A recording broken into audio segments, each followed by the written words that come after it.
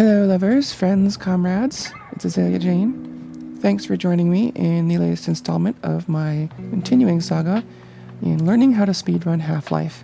This is mainly just for me, as I've said before, sort of documenting my learning process, but I think it's really fun to share what I'm learning and maybe some strategies on how to learn for folks who are also learning. So anyway, in the last episode, we had just finished up Blast Pit, and we are merging now into Power Up. This is actually one of my favorite levels. Normally, as you know, if you've played the game, you have to run around and flip a bunch of switches, kill this thing, and turn on the power that will power this rail and get the tram to work so that we can then ride the tram into this area and bust through this concrete barrier. But runners figured out a long time ago that you can just get over that barrier. It's not too hard. So here's how you do it.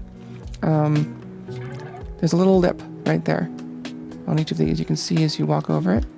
So you stand on this lip and then probably save. And then if you jump, turn, and crouch,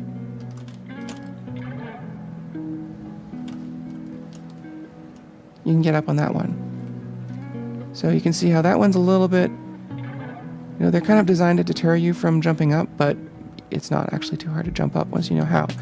The second one is a little harder, so I always save here. And then basically you just have to jump as soon as you hit the lip.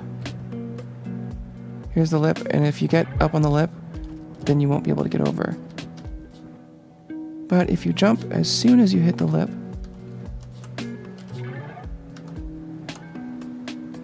you get over. That took me several tries, but it gets easier every time. Okay, so we're over that. We've skipped Power Up, and we're going on a rail. So check it out. Here are those supplies that were in the other room that we skipped before. The reason that these show up here is because of how level changes work in Half-Life. So here are those same items in the old level, and when normally when you hit a level change trigger, what it does is it teleports you and every relevant item into the next map in the place that it corresponds to. So an interesting thing, if you no-clip around the level change trigger, you can see that it just extends a little bit farther than you can see.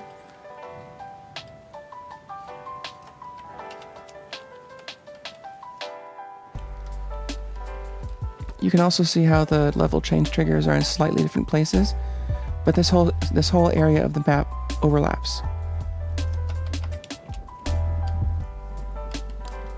So here is the area I just came from. The game just took the supplies that were over there and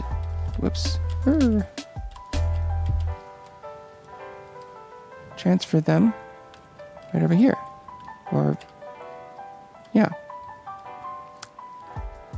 You can actually see how they're really close to that hallway.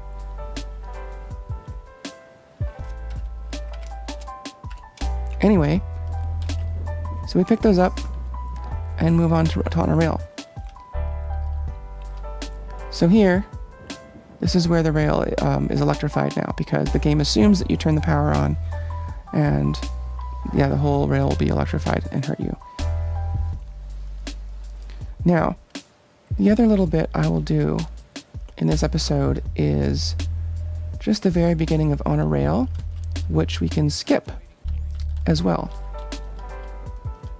So we grab those health packs and then drop down here. There's ways to avoid fall damage. I just crouch and jump, and then just sort of like make your way down this hallway. One thing that I found out is that when you cross through this level change trigger, you want to be in the air. if you're in the water, when you cross this change trigger, it will zap a bunch of your armor. Like check it out. There, I got rid of all my armor there. So you have to sort of... Anyway. So the trick here is to use trip mines on this wall to go up there. This took me a little while to figure out the best place to put these. But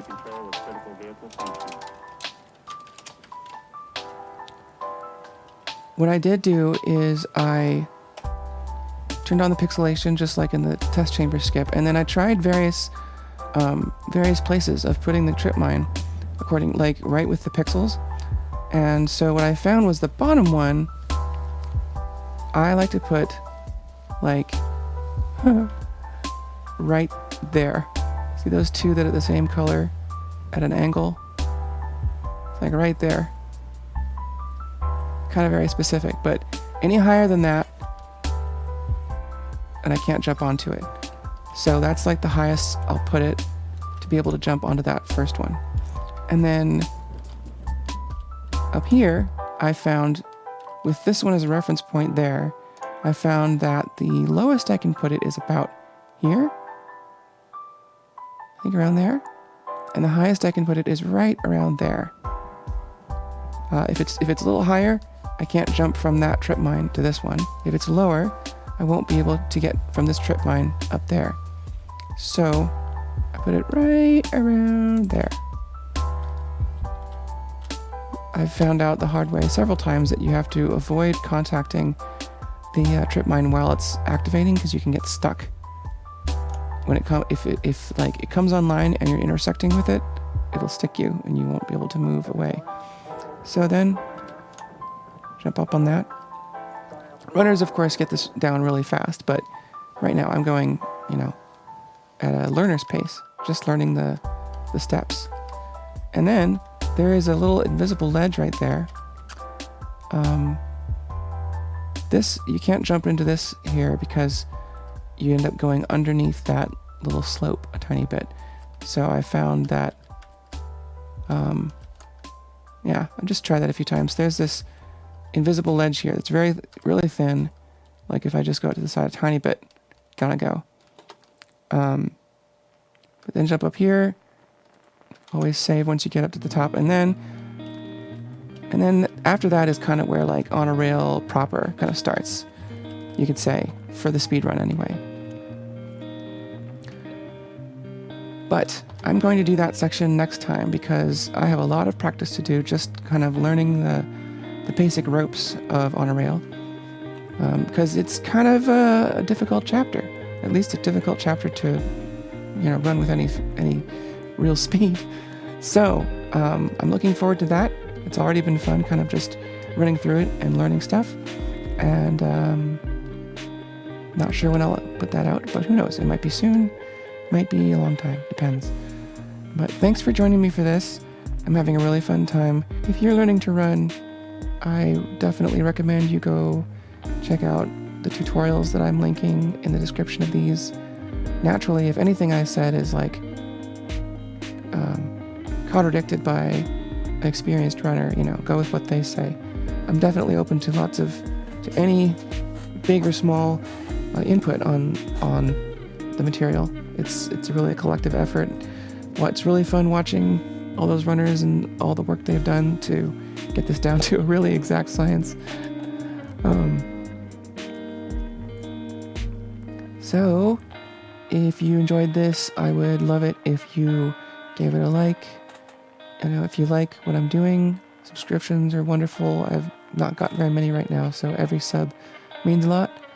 And I've got a Patreon and a music channel and some other links. I'll put those in. I'd love it if you checked them out.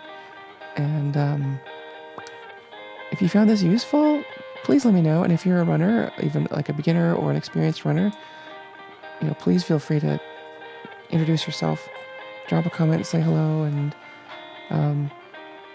it seems like a pretty fun, tight-knit community that might be fun to get more involved in. So, okay, that's enough for today. See you next time.